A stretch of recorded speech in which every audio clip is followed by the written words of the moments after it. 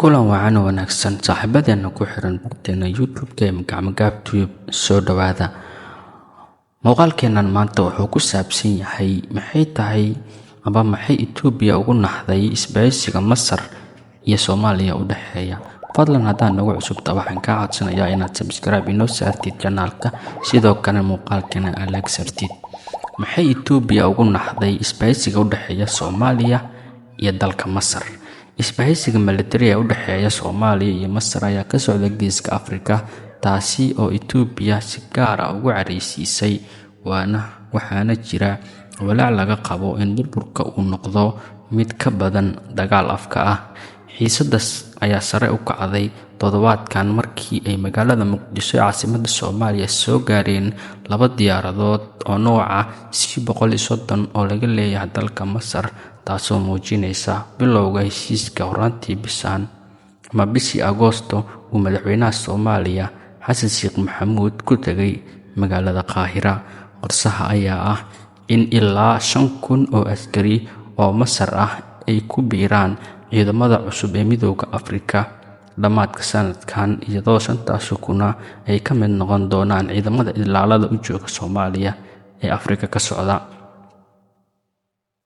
Itoobiya oo ahayd xulafada muhiimka ah ee Soomaaliya oo dagaal kula jirta maleeshiyaadka xiriirka la leh Al-Qaacida oo ay Masar isku hayaan biyo-xireenka weyn ee ka dhistay webiga Niil, ayaa sheegtay in aysan istaagi karin shaqo la'aan, halka kuwa kale ay qaadayaan tallaabooyin ay ku carqaladeynayaan xasilloonida gobolka.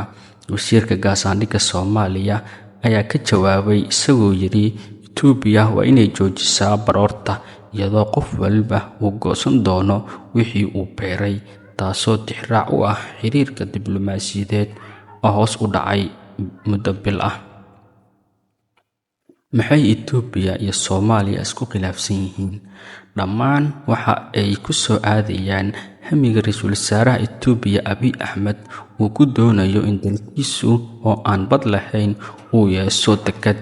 Itoobiya waxay lumisay marinkii badda markii ay Eritrea ka go'day horaantii 90-meeyadii. Maalinta sanadka cusub, Mr. Abiy waxa uu Jamhuuriyadda iskeed ugu dhawaaqday madax-bannaanida ee Somaliland la saxiixday heshiis uu ku kiraynayo 200 oo kiiloomitir una dhiganta 12 mayl oo ka mid ah xeebaha Soomaaliya, kuwaasi uu ku kireysanayo muddo 50 sano ah si saldhig ciidan ugu samaysto. Waxa kale oo ay keeni kartaa in Itoobiya ay si rasmi ah ugu aqoonsato Jamhuuriyadda ka go'day Soomaaliya ee Somaliland, waana arrin ay Somaliland dabada ka riixayso. Somaliland waxay ka go'day Soomaaliya in ka badan 30 sano ka hor, laakiin Muqdisho waxay aad ugu aragtaa qayb ka mid ah dhulkeeda, waxayna heshiiskaas ku tilmaamtay fal gardarro ah oo Itoobiya ku xadgudubtay.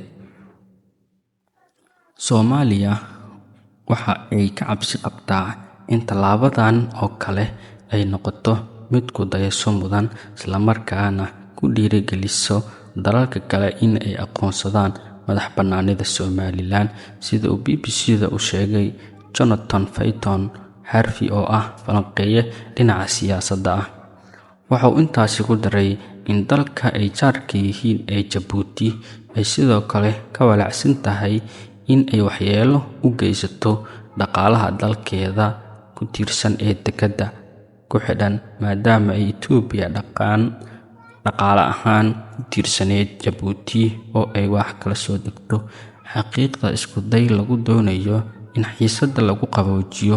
Wasiirka arrimaha dibadda Jabuuti ayaa BBC-da u sheegay in dalkiisu uu diyaar u yahay inuu 100% u soo bandhigo Itoobiya inay hesho mid ka mid ah dekedaha Itoobiya ee leedahay Djibouti, waxayna noqon doontaa dekedda Tazwara, 100 kiiloomitir oo u dhiganta 62 mayl.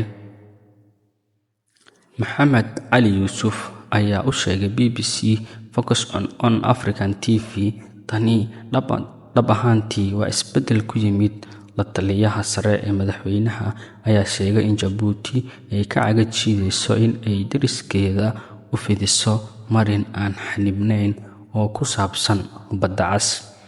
Isku dayo ilaa hadda la isku dayay in xiisadda lagu qaboojiyo uu Turkigu waday waa lagu guuldareystay, iyadoo Soomaaliya ay ku adkaysanayso in aan la doonin ilaa ay Itoobiya ka noqoto heshiiskii ay la gashay Somaliland.